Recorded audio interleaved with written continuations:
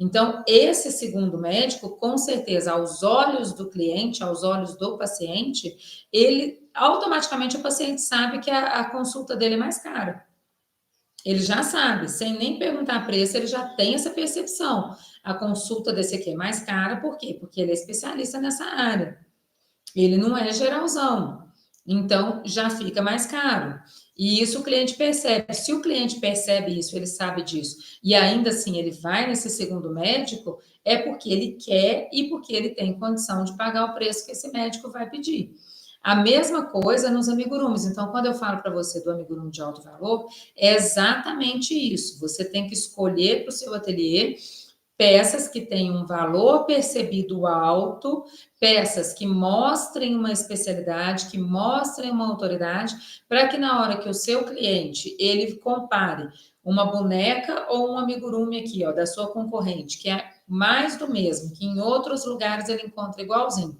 E quando ele vê o seu, que é único, exclusivo, esteticamente bem trabalhado, com qualidade, mostrando a sua especialidade no assunto, automaticamente ele já sabe que o seu é mais caro. E se ele te procurou e se ele foi atrás de você, é porque ele está disposto a pagar o preço que você pedir. Ele já tem uma noção do preço médio. E ele está disposto a pagar o seu porque ele vai perceber isso daí. Ele vai perceber que aquele trabalho, ele é um trabalho especializado, tá? Beleza? E outra coisa também que complica o meio de campo ali, que dificulta bastante você conseguir esse resultado, esse trabalhar menos e faturar mais, é a questão de ninguém saber exatamente o que você faz. Que é o lance que eu falei lá no começo da confusão, de você querer fazer de tudo para todo mundo.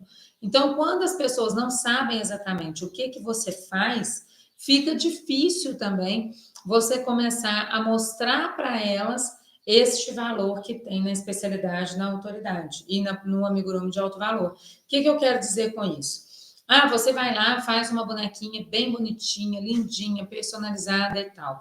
Fotografa, posta no seu Instagram. Aí, uma pessoa que não é sua seguidora ainda, vê aquele post seu, porque o Instagram, ele recomenda os posts para seguidores e para não seguidores também, né? A pessoa vê o seu post lá, acha linda a sua boneca. Aí ela chega no seu Instagram, quando ela chega lá no seu Instagram, tem tapete, tem capa de botijão de gás, tem coxa, tem roupa, tem biquíni, tem amigurumi comum, tem amigurumi personalizado, tem de tudo um pouco. Tem cachepô, tem de tudo um pouco ali. Então a pessoa chegou ali, ela bateu o olho naquela salada que está o seu Instagram, ela vai olhar e falar assim, tá, beleza, mas o que ela faz? Eu gostei da história da boneca, mas quando eu entrei aqui eu fiquei um pouco confusa, porque eu não sei se ela é especialista nisso. Será que ela vai me entregar uma boneca bonita, uma boneca de qualidade? Porque na cabeça das pessoas, as pessoas não conseguem conceber que uma pessoa que faz tapete, que faz roupa, que faz cachepô, que faz boneca, que faz tudo isso ao mesmo tempo, na cabeça dela, ela não consegue entender que essa pessoa possa ter a mesma qualidade daquela que é especialista num determinado assunto. Vocês estão entendendo? Essa mesma analogia, essa mesma comparação do clínico geral com o médico especialista, tá? Com quem que você vai querer fazer a sua cirurgia de coração se você precisar? Você vai fazer com o clínico geral, mesmo que ele tenha toda a infraestrutura, mesmo que ele tenha ali na clínica dele todo o equipamento de ponta, ou você vai fazer com um cardiologista já reconhecido dentro da especialidade dele? É essa a mesma lógica, a mesma analogia. A gente tem o hábito de achar, eu sempre falo isso aqui no perfil, que é bom para acordar vocês um pouquinho, a gente tem o hábito de achar que o reino do amigurumi, né, o vale das amigurumeiras ali, é um lugar separado, é um lugar diferente, não só das amigurumeiras, mas do artesanato no contexto geral, sabe? É um vale diferente, com criaturas diferentes de todo o resto, com empreendimentos que seguem regras diferentes, que seguem linhas de raciocínio diferentes. A gente acha que é tudo diferente. Mas não é, gente. Empreendimento, a partir do momento que você decide, vou empreender com isso, quero uma renda extra com isso, quero uma renda principal com isso, Você tem que entender que a cartilha que você vai seguir, a regra que você vai seguir, é a mesma regra que o dono da padaria segue. É a mesmíssima coisa. Os timings de investimento no negócio, a forma de investir, as escolhas que são feitas, a escolha de produto, a escolha de ponto comercial, a escolha de cliente, por que não? A gente escolhe o nosso cliente também. Tudo isso é igual para todo e qualquer empreendimento. A gente não está num vale isolado ali, onde as coisas acontecem de um jeito diferente.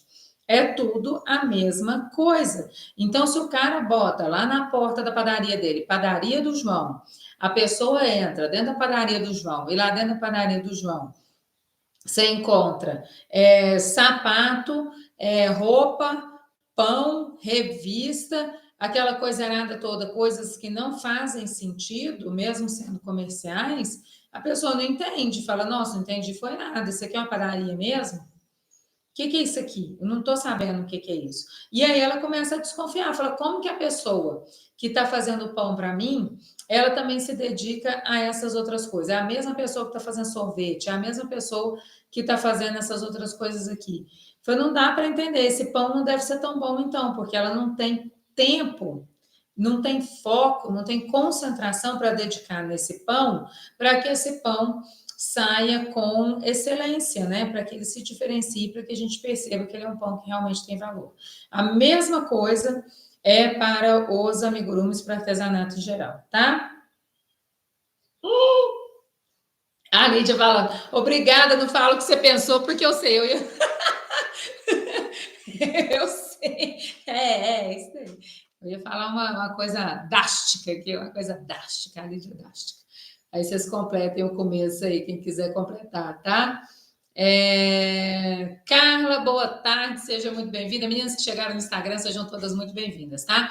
E aí, como que a gente vai resolver essa questão, então? Então, a gente entendeu que é difícil, que é complicado, que a gente costuma trabalhar muito e no final do mês a gente não vê dinheiro. Eu apontei para vocês aqui quais as possíveis causas. Essas causas são aquelas causas que são mais importantes, aquelas que a gente tem que olhar com mais atenção.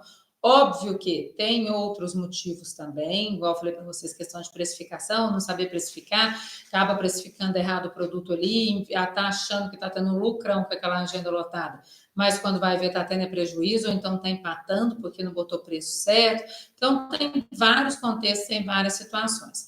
Mas, olhando com foco nessas que eu falei para vocês aqui, como que a gente consegue resolver? Quais estratégias a gente pode usar para poder resolver esses problemas?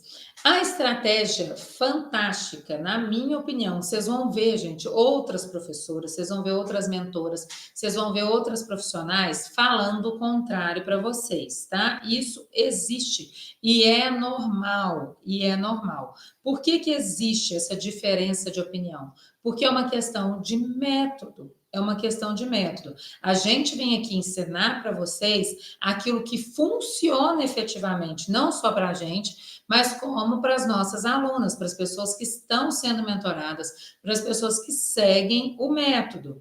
Então, quando você desenvolve um método, quando a gente desenvolve um método de trabalho, o que a gente faz? A gente aplica esse método primeiro na gente.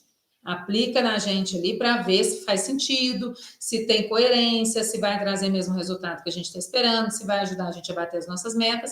Beleza, testamos com a gente mesmo ali e deu certinho, cumpriu todos esses propósitos, a gente expande, a gente abre isso para outras pessoas, a gente abre a oportunidade de outras pessoas seguirem a mesma trilha, seguirem a mesma jornada que a gente seguiu, só que de uma forma mais fácil, né? Porque a parte do teste eu já fiz, a parte do tomar lambada no lombo ali, eu já tomei. Então, assim, essa parte já foi ultrapassada no meu teste. Então, aqui ele já está ajustado, está redondinho, para poder passar adiante. Então, se é uma coisa que funcionou para mim e funciona para as minhas alunas, é essa informação, é essa forma de trabalho que eu vou trazer para vocês como ensinamento aqui. As outras mentoras, as outras professoras tem cada um o seu próprio método, cada uma tem aquilo que funcionou para elas, com objetivos específicos. Aqui a gente está falando especificamente sobre fazer e vender bonecas personalizadas de alto valor. E dentro deste contexto, essa estratégia é a estratégia que mais funciona, testada e comprovadamente, que é a estratégia de nicho. Nicho. Você vai ver gente por aí falando assim, ah, é bobagem esse negócio de nicho, porque saber vender não interessa. Você tem que aprender a vender, porque quando você aprende a vender, você vende qualquer coisa. Você vende desde o chaveiro até uma decoração de festa super sofisticada. Concordo. Se você sabe fazer, se você sabe vender, você vende qualquer coisa mesmo, porque vender é técnica, vender é método, vender é estratégia. Sabe vender? Fechou. Só que existem formas de você aplicar este conhecimento do vender mais fácil, de você aplicar esse conhecimento do vender e ter resultados mais rápido, em vez de você ficar patinando até encontrar aquilo que faça sentido.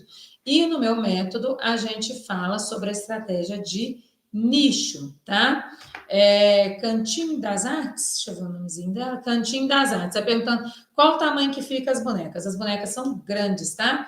Amanda, chegou bem na hora, hein, Amanda? A Amanda é minha aluna lá do Artesanciou, um outro curso que a gente tem, um outro programa de mentoria que a gente tem, e a Amanda é uma das minhas alunas que teve muito resultado com essa estratégia que eu estou falando para vocês aqui hoje, que é a estratégia de nicho. A gente começou bem confusa, né, Amanda, lá no comecinho, depois a gente colocou a estratégia de nicho e até hoje ela está colhendo os resultados dela ali, seguindo essa estratégia de nicho, foi só aprimorando. Qual o tamanho que fica as bonecas? Tá. As bonecas, deixa eu pegar a bailarina aqui. Elas ficam com mais ou menos, gente, eu não vou ter uma fita aqui agora para medir, mas é mais ou menos 40, 45 centímetros, tá? Mais ou menos 40, 45 centímetros, ó. São bonecas grandes. A Ju está perguntando qual o valor médio de uma boneca de 25 a 30 centímetros. Jus, geralmente o cálculo da precificação ele não é feito muito. A gente tem até umas tabelinhas ali como base, mas ele não é feito muito pensando nessa questão do tamanho da boneca, porque depende da complexidade.